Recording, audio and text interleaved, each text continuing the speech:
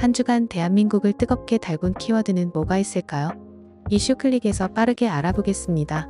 첫 번째로 알아볼 키워드는 지브리입니다. 지브리는 센과 치히로의 행방불명, 이웃집 토토로 하울의 움직이는 성 등으로 유명한 일본의 대표 애니메이션 제작사로 감성적이고 섬세한 화풍으로 전 세계적인 사랑을 받고 있습니다. 지브리가 상위 검색어에 오른 이유는 오픈 AI의 챗GPT가 새롭게 선보인 이미지 생성 기능 때문입니다.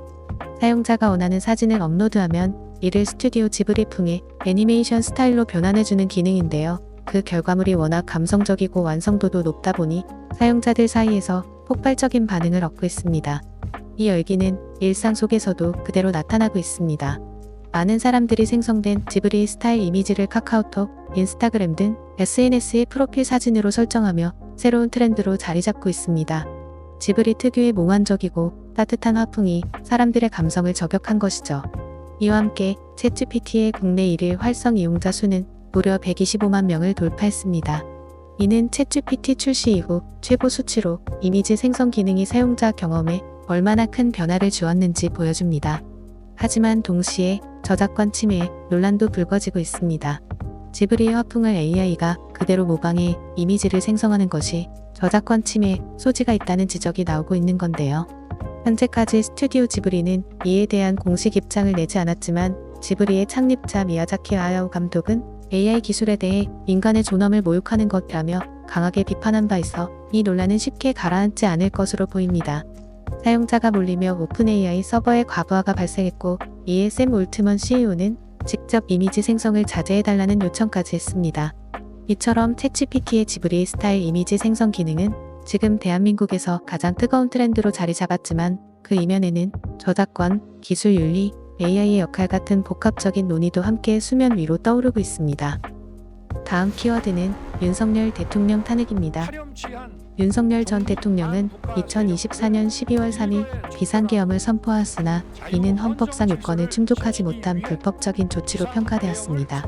이로 인해 국회는 같은 해 12월 14일 탄핵소추안을 가결하고 헌법재판소는 2025년 4월 4일 재판관 8명 전원일치로 윤 전 대통령의 파면을 결정하였습니다. 헌법재판소는 윤 전 대통령이 군과 경찰을 동원하여 국회 등 헌법기관을 훼손하고 국민의 기본적 인권을 침해함으로써 헌법 수호 의무를 저버렸다고 판단하였습니다.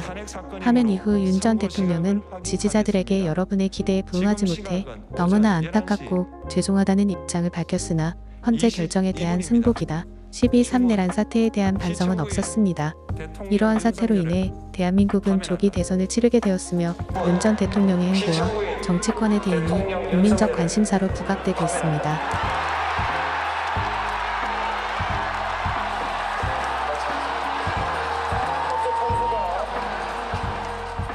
다음 키워드는 장제원입니다. 가수 노엘의 아버지로도 유명한 장 전 의원은 2015년 비서를 성폭행한 혐의로 경찰 수사를 받게 되었습니다. 그는 혐의를 전면 부인하였으나 피해자 측이 당시 상황을 담은 동영상과 증거를 제출하면서 논란이 확산되었습니다. 이러한 상황에서 3월 31일 서울 강동구의 한 오피스텔에서 유서를 남기고 숨진 채 발견되었습니다. 유서에는 가족에게 미안하다는 내용이 담겨 있었습니다. 장 전 의원의 사망으로 해당 성폭행 사건은 공소권 없음으로 종결될 전망입니다. 이러한 비극적인 사건은 정치권과 사회에 큰 충격을 주었으며 피해자 보호와 2차 가해 방지에 대한 논의가 이어지고 있습니다. 다음 키워드는 홈택스입니다. 최근 국세청이 시행한 원클릭 환급신고 서비스가 온라인상에서 큰 화제를 모으고 있습니다.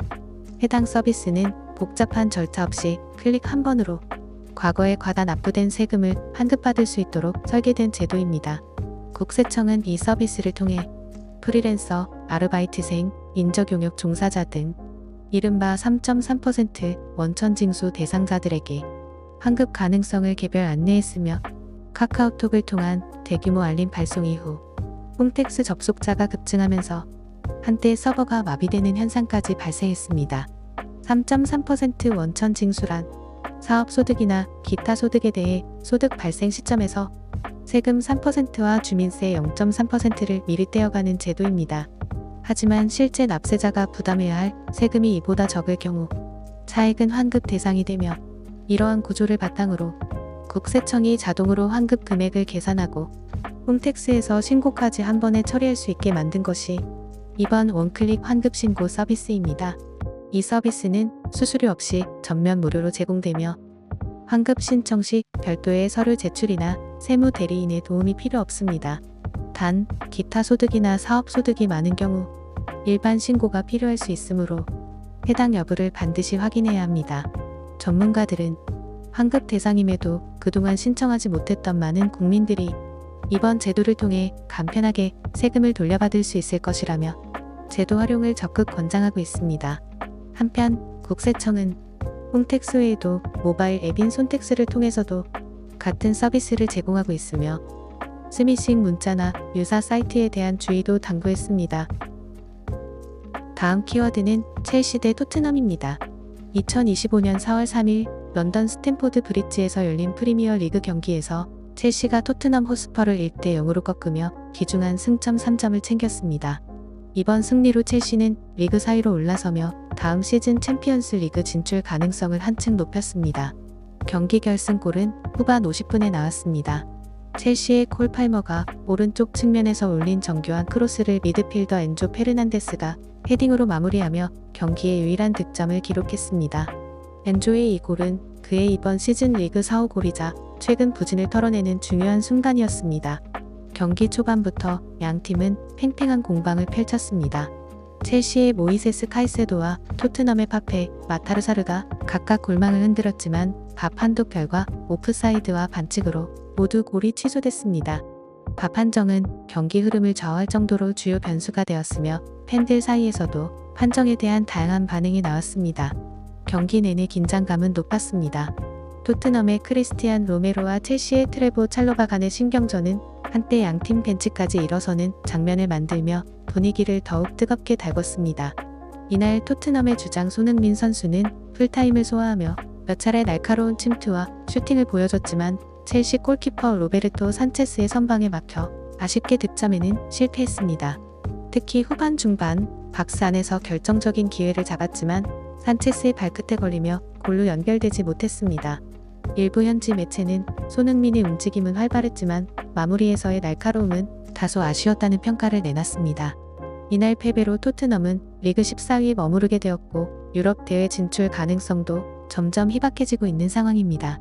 시즌 초반 좋은 흐름을 탔던 토트넘은 최근 6경기에서 단 1승밖에 거두지 못하며 하락세를 면치 못하고 있습니다. 경기 후 일부 팬들은 포스테코글루 감독의 전술 변화와 선수 기용에 불만을 나타냈으며 손흥민 중심의 공격 전개가 너무 단조롭다는 지적도 나왔습니다. 한편 첼시는 이날 승리로 분위기 반전에 성공하며 그동안의 부진을 딛고 다시 한번 상위권 경쟁에 뛰어들었습니다. 남은 경기에서 챔피언스 리그 진출권을 지켜낼 수 있을지가 주목됩니다. 마지막으로 제 채널이 구독자 0명이라는 사실도 함께 전해드리며 이상 마치겠습니다.